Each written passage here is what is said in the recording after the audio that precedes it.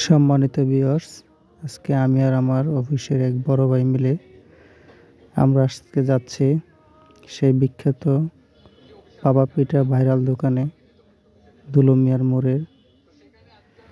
আমরা রওনা হয়ে গেছি, দুইজন মোটরসাইকেলে করে যাচ্ছি।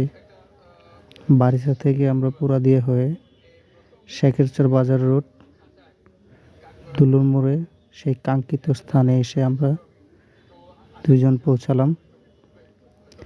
এখানে বাহারি রঙের ডিজাইন ফটো স্টেশনের আলাদা আলাদা স্থান দেওয়া আছে।